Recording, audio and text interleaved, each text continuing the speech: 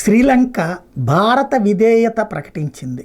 ఒక రకంగా ఆ మధ్యకాలంలో శ్రీలంక, నేపాలు, భూటాను ఇవన్నీ కూడా భారత్కు ఒక రకంగా వ్యతిరేకంగా తయారైన భారత వ్యతిరేక శక్తులు అక్కడ డామినేట్ చేశారు. కథ నడిచింది.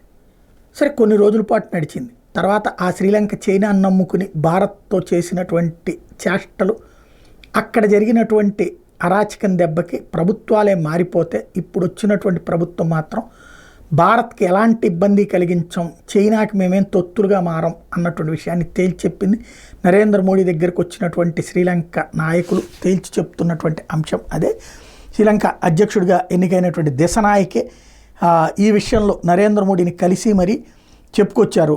ఓవరాల్గా చూస్తే మరొక వైపున మంచి సంబంధాలు మెరుగుపరిచేందుకు కూడా రెడీ అయ్యారు. శ్రీలంకలోని తలైమన్నార్ అలాగే తమిళనాడులోని రామేశ్వరం మధ్యన ఫెర్రీ సేవలు ప్రారంభించాలని కూడా నిర్ణయించారు. నాగపట్నం నుంచి శ్రీలంకకి ఫెర్రీ సేవలను ఇప్పటికే విజయవంతంగా ప్రారంభించారు. దిశనాయకతో చర్చలో మత్స్యకారుల అంశం కూడా చర్చకొచ్చింది. వాళ్ళ విషయంలో మానవతా దృక్పథంతో వ్యవహరించాలని చెప్పి, అంటే అనేక మంది తమిళుల్ని వాళ్ళు అరెస్ట్ చేశారు, శ్రీలంక వాళ్ళు మనం అరెస్ట్ చేస్తాం, ఒకళ్ళనొక్కళ్ళని ఇచ్చిపుచ్చుకోవాలన్నటువంటి నిర్ణయానికి వచ్చారు.